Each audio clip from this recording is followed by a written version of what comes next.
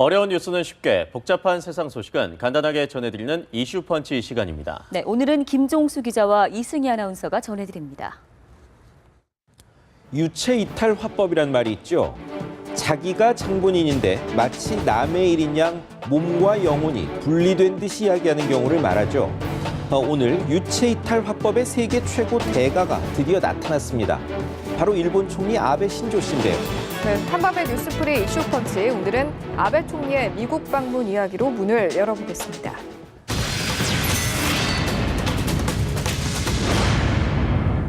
미국을 방문한 아베 일본 총리, 워싱턴으로 가기 전 동부의 전통 있는 도시 보스턴에 갔는데요.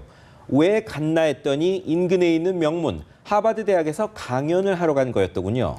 네, 그런데 여기서 바로 유체이탈 화법의 정수를 보여줬습니다. 현장 리포트 보시겠습니다. 하버드 대학 학생이 군 위안부 문제에 대한 일본 정부의 입장을 물었습니다. 그러나 아베 총리는 사과하지 않았습니다. 慰安婦問題については、人身売買の犠牲となって施設に尽くしがたい思いをされた方々のことを思うと、今でも私は胸が痛います。この思いは歴代の首相の思いと変わりはありません。 1993년 나온 고노다마에는 위안부 모집 등이 강압에 의해 이뤄졌다는 내용이 나옵니다.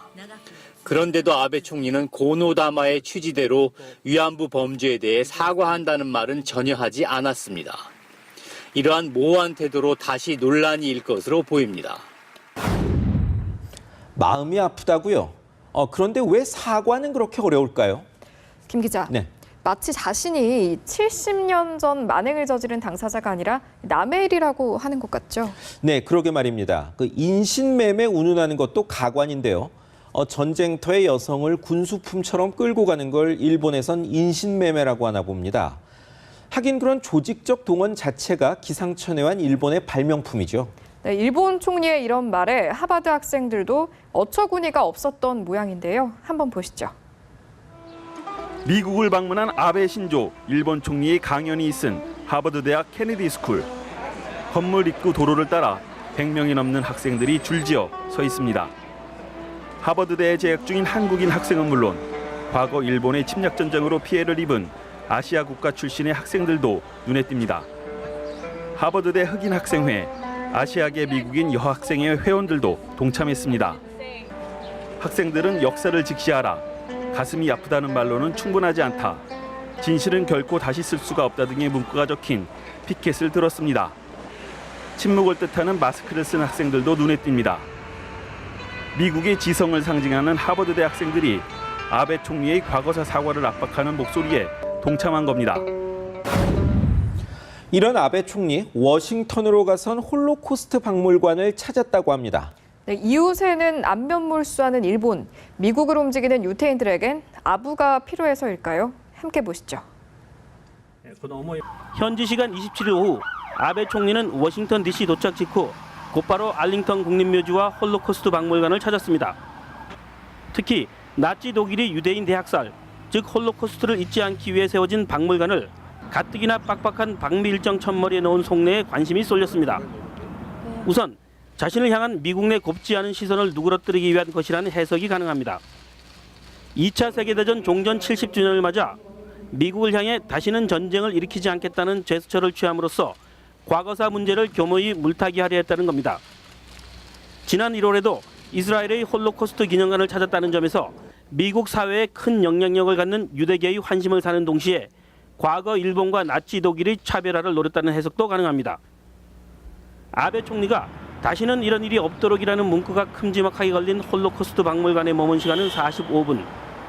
짧지 않은 시간을 할애했지만 진정성이 결여된 행보라는 지적이 이어지고 있습니다. 네, 이런다고 일본이 나치 독일과 한패였을 뿐 아니라 난징 대학살처럼 한술 덮든 만행을 저질렀던 사실이 덮어질 수 있을까요? 네, 그러게 말입니다. 일본은 동맹인 나치 독일이 동유럽에서 유태인 대학살을 저지를 때 이들을 구해보려고 유태인 6천여 명에게 일본 통과 비자를 내준 스기하라 치우네를 외교관 자리에서 쫓아냈던 나라입니다. 홀로코스트 박물관 가서 이건 참회했는지 모르겠습니다.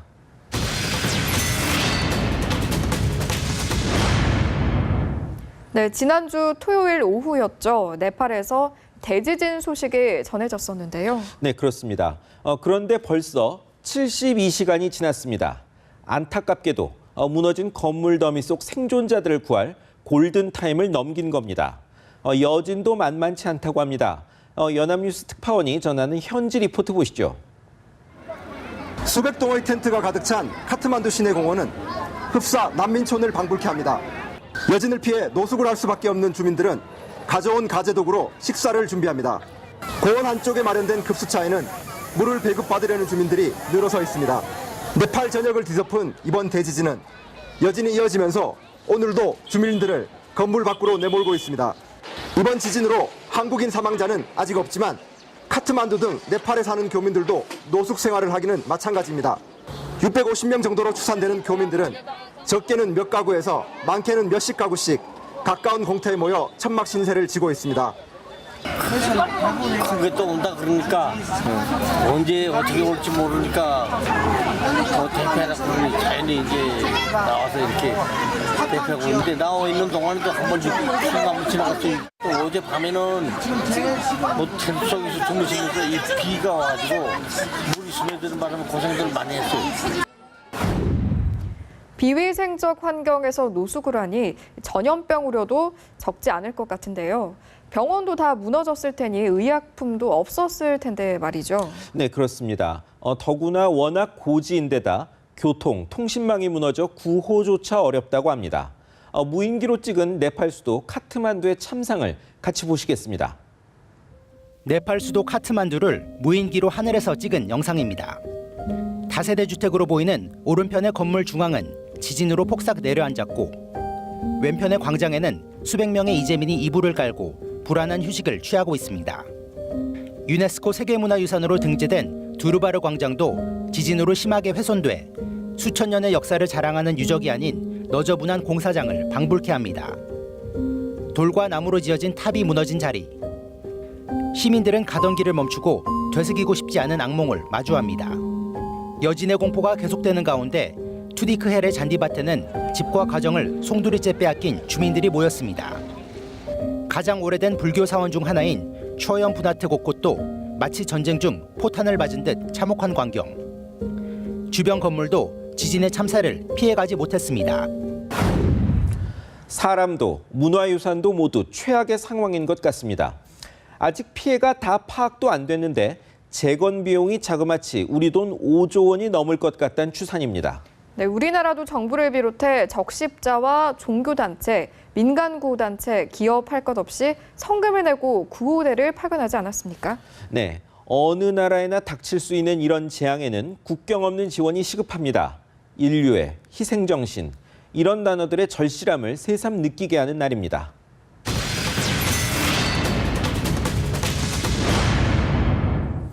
이제 재보선입니다.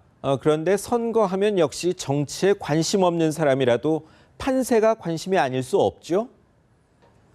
그런데 성완종 리스트를 비롯해서 조금 전에 보신 나라 바깥 사정들까지 겹쳐 선거가 약간은 국민적 관심사에서 비껴났던 게 사실인데요.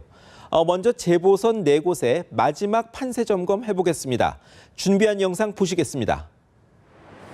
전통적으로 야권 지지세가 강한 서울 관악을과 광주 서울, 그리고 보수 성향이 짙은 인천 서강황을. 재보선 지역 4곳 가운데 3곳은 대체로 유권자 성향이 뚜렷하게 엇갈리지만 이번엔 얘기가 다릅니다. 야권표 분열과 성완종 리스트 파문으로 기존 구도가 송두리째 흔들린 겁니다. 야권표가 양분된 관악에선 되레 새누리당이 당선을 기대하고 있고 광주에선 야권 중진인 천정배 의원의 무소속 돌풍이 거셉니다. 정반대로 여당 우세가 점쳐졌던 인천 서강화을과 성남 중원에선 성완종 파문이 야권의 추격세에 불을 붙였습니다. 여야 모두 하나씩 악재를 주고받은 겁니다. 새누리당은 자칫 보수층의 이탈을 불러올 수 있는 성완종 파문을 수습하는 데 주력했고 성완종 사건 때문에 우리 당의 국민 여러분께 많은 실망을 끼쳐드린 것에 대해서 제가 새누리당 대표로서 여러분들께 정말 간절한 마음으로 사과의 말씀드립니다. 여러분 잘못했습니다. 용서해 주시겠습니까? 새정치연합은 젊은 층을 중심으로 유권자의 관심 자체가 낮지 않을까 우려하는 기색입니다. 이 재보선 지역 4곳에서 추격을 많이 했다고 생각을 합니다. 그러나 이 재보선은 또 원래 투표율이 낮기 때문에 4곳 가운데 어느 한 곳도 녹록한 곳이 없습니다. 선거가 막바지에 이르면 정말 한 표라도 더 얻기 위해 후보들과 정당 지도부가 정말 젖먹으님까지 단에 뛰게 마련인데요. 그 현장의 모습을 담은 영상 보실까요? 사진관 사장님 고맙습니다. 네, 감사합니다. 새누리당 지도부를 태운 유세 차량이 도심 곳곳을 누빕니다. 김무성 대표는 종일 마이크를 잡는 강행군으로 투표 참여와 지지를 호소했습니다.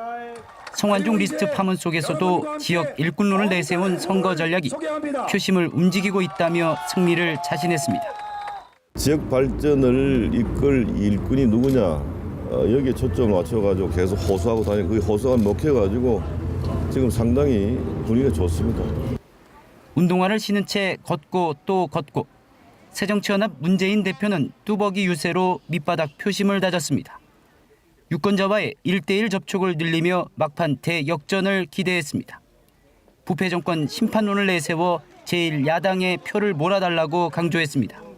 이번 재보선 지역의 주민들께서는 전 국민을 대표해서 투표로서 박근혜 정권의 성남 민심을 보여주셔야 합니다.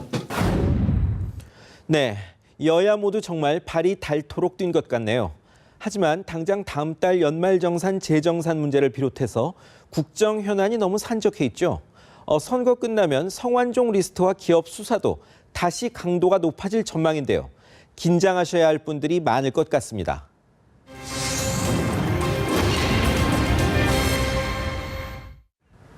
이제 만 하루가 다 가기 전 유권자들의 선택은 윤곽을 드러낼 겁니다. 웃을 사람과 울 사람도 갈리겠죠.